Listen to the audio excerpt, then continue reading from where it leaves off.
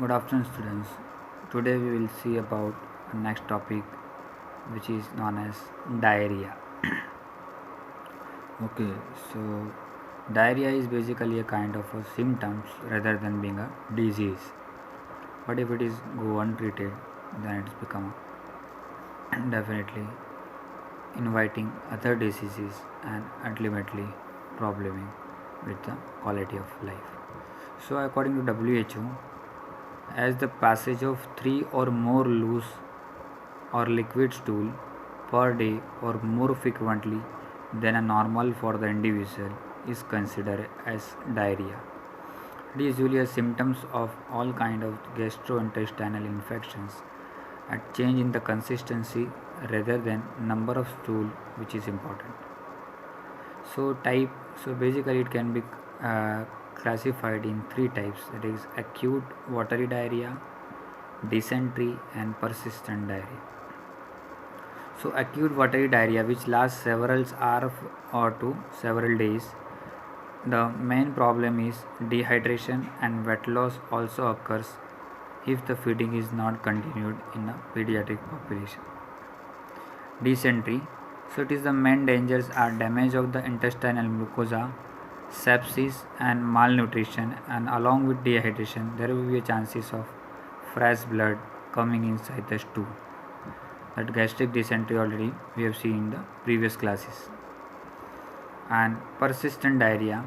So when diarrhea is lasting for more than 14 days or longer, then it is a main danger and which leads to develop because of malnutrition, serious non-intestinal infections and dehydrations may also occur especially in the pediatric population. So now if you see the global burdens or incidence of the diarrhea is leading killer of the children, accountable for 9% of overall death under the children up to the 5 years of the age, and most of the this death of the diarrhea occurring in the children with less than 2 years of age is most common in the South Asian and Sub-Saharan Africa. Even though the annual number of deaths from the diarrhea among the children under the 5 years age are 50% higher from overall 1.2 million of deaths in past decades. Many more children could be saved through this basic intervention. And if we see the 1 out of 10 childhood deaths were due to the diarrhea in 2015, and this translates that one childhood death per 60 second or per minute. Or if we see the statistics of India, so India has made steady progress in the reducing death of the children in the younger age up to 5 years, with total deaths of 2.5 million in 2001 to 1.5 million in 2012, and it's keep on increasing.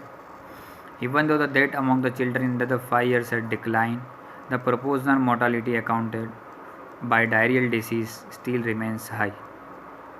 Diarrhea is the third most common cause of the death under the 5 years of the age of children, responsible for 13% of death in this age group and killing estimated 3 lakh children per year in India.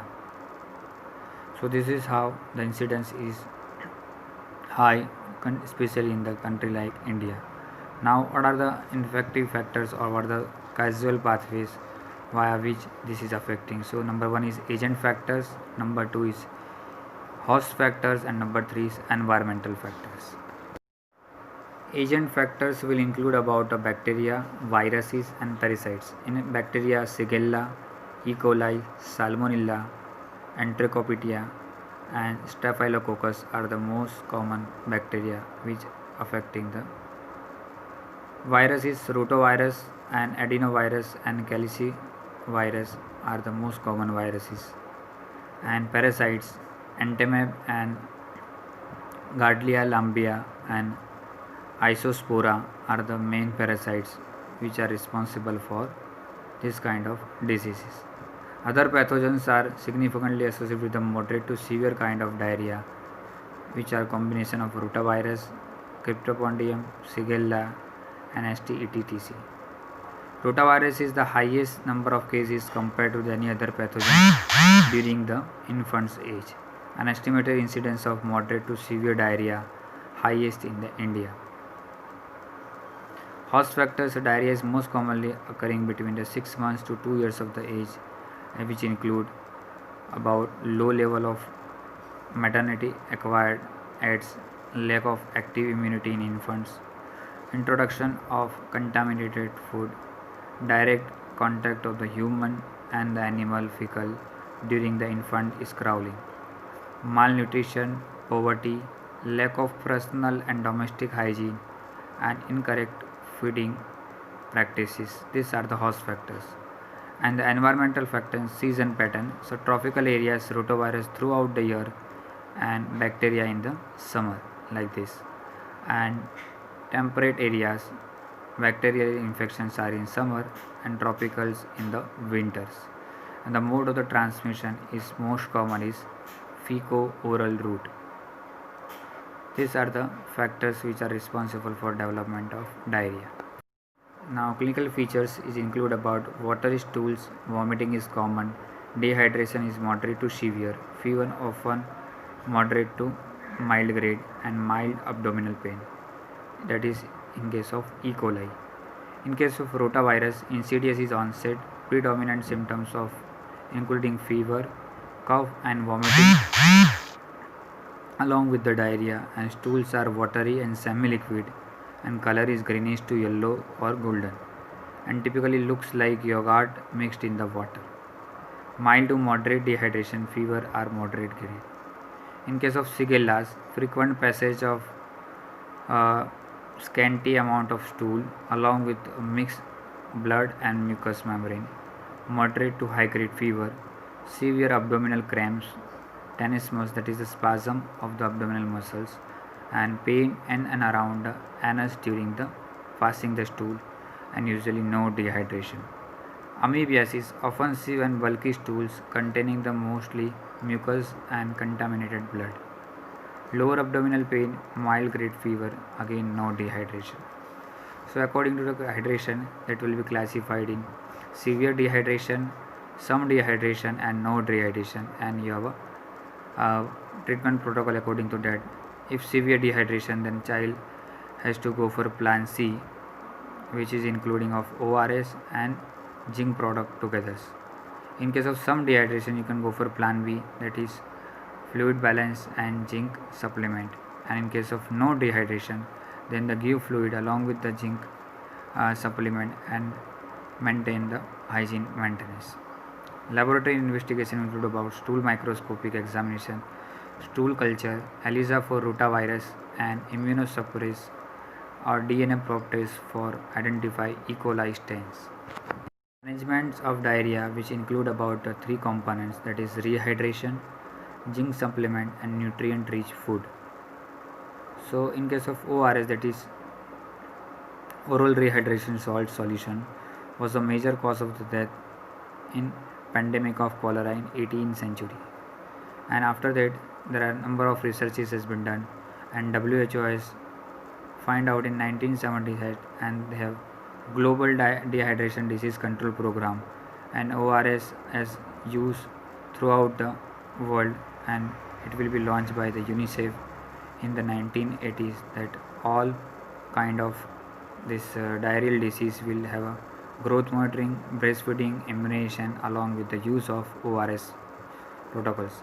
Now what is the contents of the ORS is sodium chloride 2.6 gram per liter, glucose will be 13.5 gram per liter, potassium chloride will be 1.5 gram per liter, and trisodium citrate 2.9 gram per liter.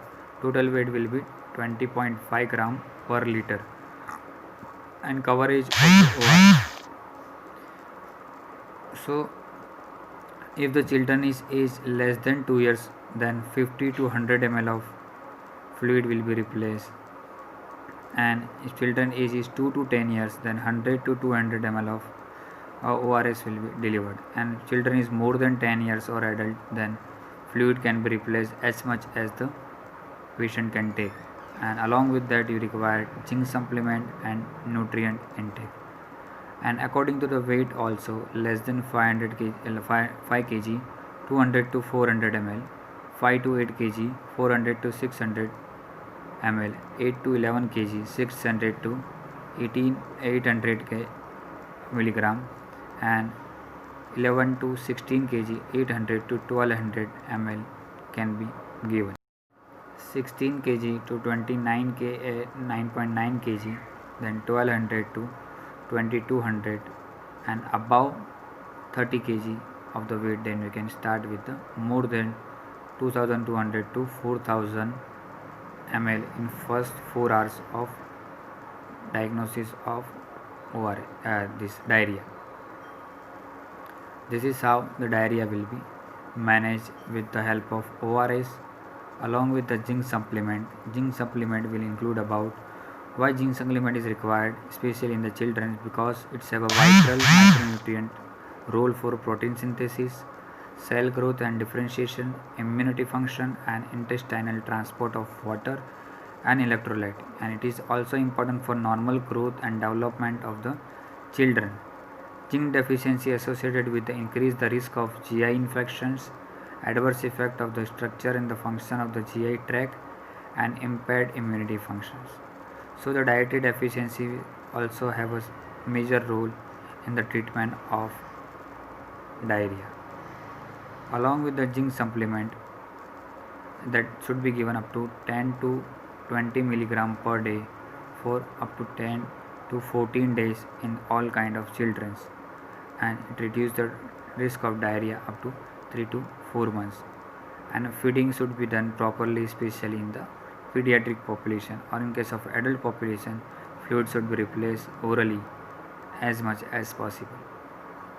And next is vaccination.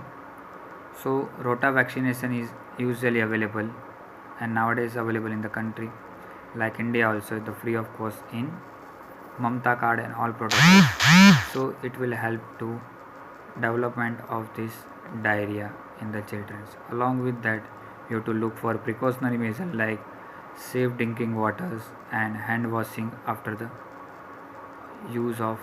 Key measures for the prevention that access of safe drinking water, use of improved sanitations, hand washing with the soap after all kind of washroom activities, exclusive breastfeeding for the first 6 months of life of the good personal and food hygiene, health educations about how the infection can be spread through the orophycal route, and rotavirus vaccinations have a great role to control this kind of diseases and death ratio can be controlled.